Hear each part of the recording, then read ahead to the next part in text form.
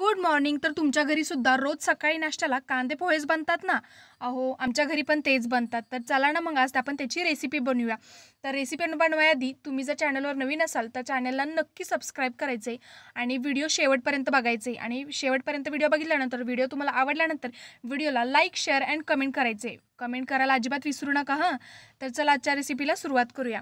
तर मी पॅन घेतला. पॅनमध्ये 2 मोठे चमचे मी तेल टाकलं. तेल टाकल्यानंतर मी त्यात जिरे, मोहरी टाकून घेतलं आणि ते छानपैकी मी तडतडून घेतलं. तडतडल्यानंतर मी त्याच्यात कढीपत्ता टाकून घेतला आणि 1 वाटी बारीक चिरलेला कांदा टाकून घेतला.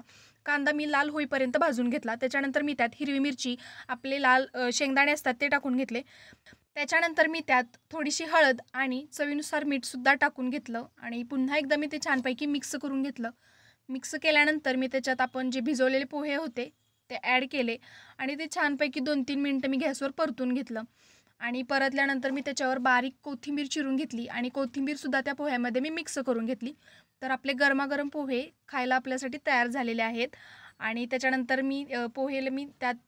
पोहे मी प्लेटमध्ये काढून घेतले. गरमागरम पोहे आपल्याला खाण्यासाठी तयार झालेले आहेत आणि ही रेसिपी तुम्ही नक्की घरी ट्राय करून बघा. आणि तुम्ही माझ्या चॅनलला नक्की सबस्क्राईब करा, म्हणजे माझे जे पुढचे व्हिडिओ येतील, रेसिपीज येतील, त्याची लिंक तुम्हाला लगेच मिळून जाईल आणि माझा व्हिडिओ तुमच्यापर्यंत लगेच पोहोचला जाईल. तर त्यासाठी चॅनलला तुम्हाला नक्की सबस्क्राईब करायचे आणि कमेंटसुद्धा करायचे, लाईक करायचे आणि शेअरसुद्धा करायचे. थँक्यू.